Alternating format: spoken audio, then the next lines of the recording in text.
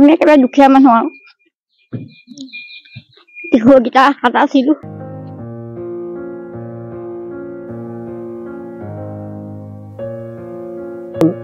আমাৰ কনষ্টেবল এজন আছে চকীত বহি আছে আৰু তেখেতে ক'লে যে এতিয়া আমাৰ মানুহ নাই, পেট্ৰলিং পাৰ্টিৰ নিগেটিঙত কাজিয়া লাগিছে, তালৈ গৈছে।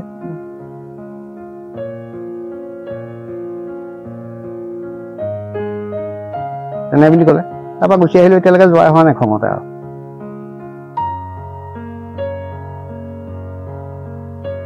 তাৰপৰা মই বোলো আপোনালোকে পাৰে যদি মেছেজ চেছেজ দি দিয়কচোন থানাবিলাকলৈ, তেতিয়াহ'লে বাটত বোলো গাড়ী চাড়ী ধৰিব পাৰে নেকি পেট্ৰলিং পাৰ্টি চাৰ্টিয়ে। কি বোলে এইবোৰ মই কৰিব নোৱাৰো।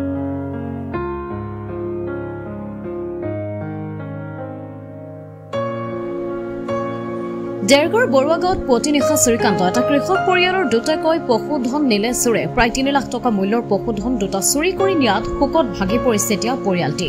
পুৱতি নিশা থানালৈ গৈও একো সঁহাৰি নোপোৱাৰ অভিযোগ তুলিছে এতিয়া পৰিয়ালটোৱে।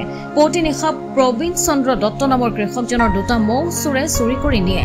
চুৰি হোৱা গম পাই গৃহস্থ লগে লগে দেৰগাঁও থানাত উপস্থিত হয় যদিও আৰক্ষীৰ ফালৰ পৰা সহায় নোপোৱাৰ অভিযোগ উত্থাপন কৰিছে এতিয়া পৰিয়ালটোৱে। অন্যহাতে ঘৰৰ কাষৰে পৰা নিশা পশুধন চুৰিকাণ্ডক লৈ অঞ্চলটোত এতিয়া তীব্ৰ চাঞ্চল্যই বিৰাজ কৰিছে।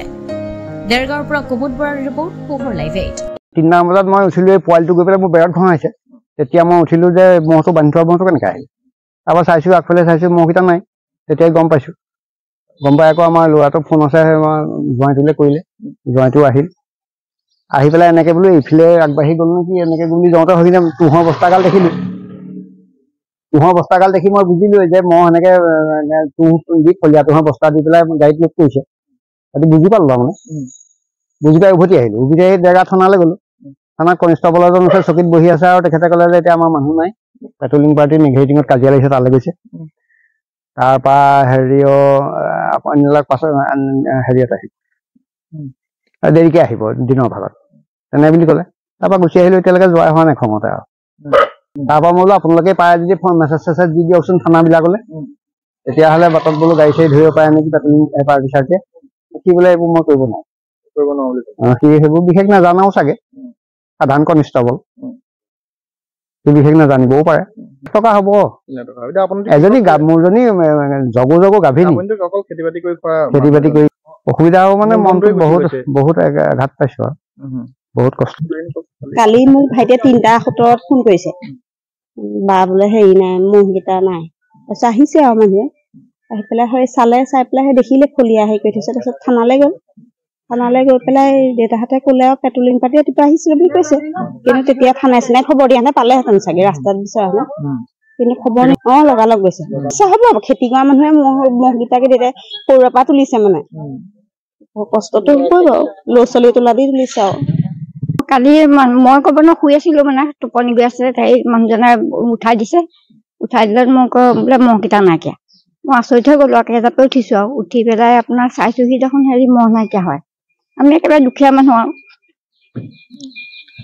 ইঘৰকেইটা আশাত আছিলো, এতিয়া তাকো গ'ল। এনেকে কি কৰিব আছে এতিয়া ঘৰকেইটাই গুচি গ'ল আৰু এতিয়া উপায় নাই আৰু কি কৰিব, নাই কোৱা একো পোৱা নাই।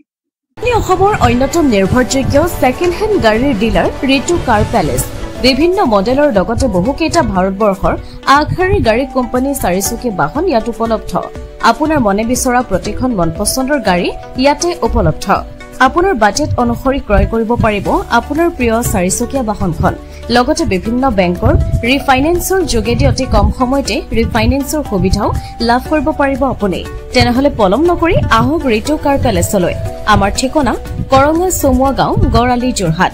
যোগাযোগৰ নম্বৰ 9954370931।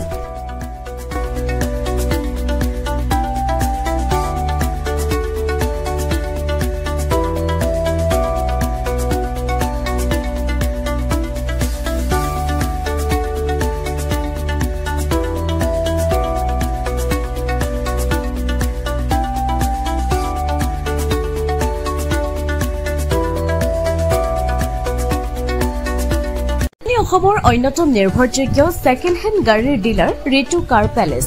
বিভিন্ন মডেলৰ লগতে বহুকেইটা ভাৰতবৰ্ষৰ আগশাৰীৰ গাড়ী কোম্পানী চাৰিচকীয়া বাহন ইয়াত উপলব্ধ।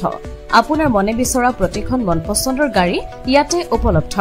আপোনাৰ বাজেট অনুসৰি ক্ৰয় কৰিব পাৰিব আপোনাৰ প্ৰিয় 4চকীয়া বাহনখন লগতে বিভিন্ন বেংকৰ ৰিফাইনেন্সৰ যোগেদি অতি কম সময়তে ৰিফাইনেন্সৰ সুবিধাও লাভ কৰিব পাৰিব আপুনি তেনেহলে পলম নকৰি আহক ৰিতু কাৰ পেলেছলৈ আমাৰ ঠিকনা কৰঙা সোমুৱা গাঁও গড়ালি যোৰহাট যোগাযোগৰ নম্বৰ 9954370931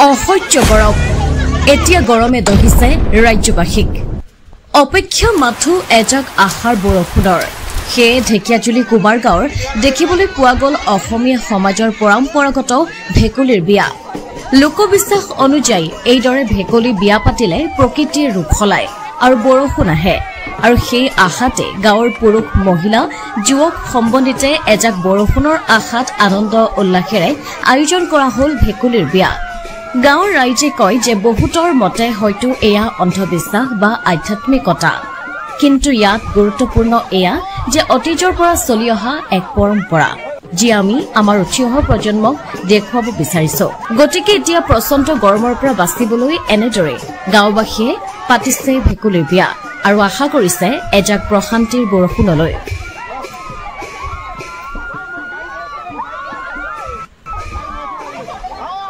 নয়ন ফুকনৰ ৰিপৰ্ট পোহৰ লাইভ 8